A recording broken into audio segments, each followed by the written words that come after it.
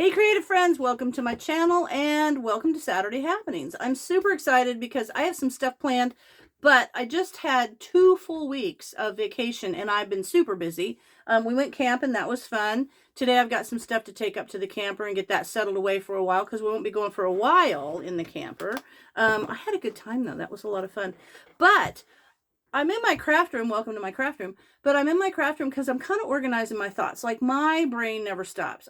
In fact, you can see, I don't know if you can really tell, but my thoughts are kind of organized in piles over here. That kind of looks like a mess, but it's actually pretty organized.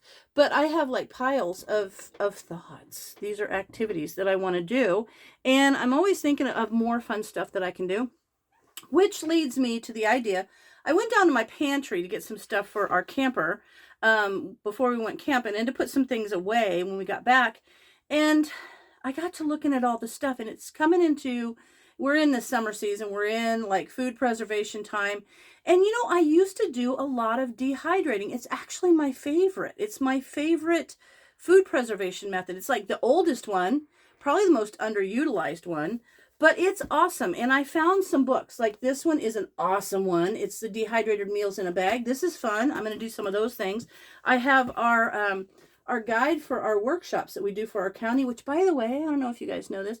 I am more often than not, in fact, I can't remember recently, I usually organize the dehydration workshops for our county. And in fact, it's kind of sad because last year I had the whole agenda planned. I had the whole workshop laid out. I had turned in the agenda and boom, COVID hit. So we couldn't have it. So that makes me think that maybe we're already set for this year, which is kind of cool. This is a cool one. I got to cover this because I always put my name on there so that people give me back my stuff. Anyway, this is a good one. This is the Dehydration Bible. This is actually one of my favorite things. And you know what's cool about these books is, you know how, let me cover my name on this one. This is another good one. Is my name covered? Yes. There we are. This is a good one. This is the Ultimate Dehydrator Cookbook. It is so awesome. And this is actually the same lady that did this one. And these are really, really good. So I love them. And I'm going to use them, and we're going to come up with some great things. This one, I already picked this one out. I think I did this one before, but I did it for a workshop. I know, because oftentimes in our workshop, we'll make stuff with our preserved foods for our workshop attendees to try. And this is the dried fruit rice pudding. This is really good. I always add a little bit of nutmeg to it. Makes it extra good. So that's going to be fun. Super cool things about dehydrating, like these books. You know, with the ball books, you have to make sure that they're always updated because they're always doing this stuff. These, you don't have to worry about. If they're an older book, that's fine because dehydration is like super safe. It's just a really good thing. And I'm going to go down and take some of the foods that I have that are preserved in jars and probably take some of them because they've kind of been there a while and they need to be used. And I'm going to use them to dehydrate. And so, you know, you can use your canned pie filling, which you would think, why wouldn't you make a pie? Well, if you have a whole bunch, you're not making a lot of pies, you can use your canned pie filling because it's got clear gel in it. And you can make fruit leathers. And the consistency, because of the clear gel and stuff, is really good. It's like just like store-bought. So that's kind of fun. Great for grandkids.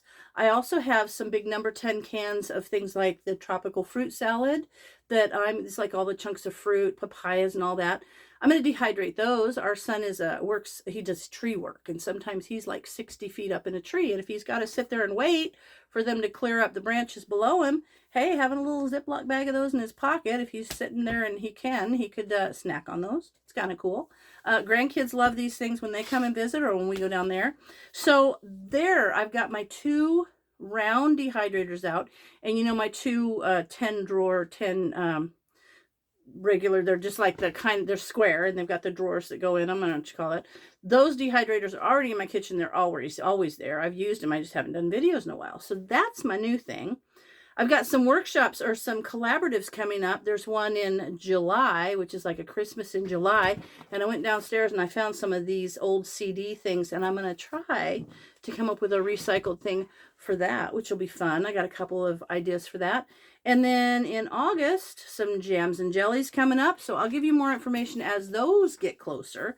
And then I mentioned this in my last video, but one of my subscribers, Cindy, she sent me this. Such a cool book. This is called The Magic of Edible Flowers Cookbook. It's by Trixie Bond, and I will put a link if you're interested in purchasing it.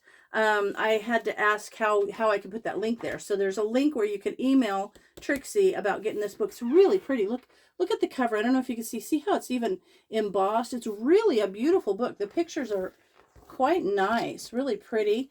And this is Edible Flowers, a cookbook, and there's a history of edible flowers. I think I did nasturtiums once in a salad. It gave it a like peppery taste, which was really cool.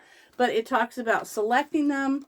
There was one recipe in here that I think is going to be really cool. Oh, the daylily chicken salad special. I have daylilies in my yard, so maybe I'll be able to do this.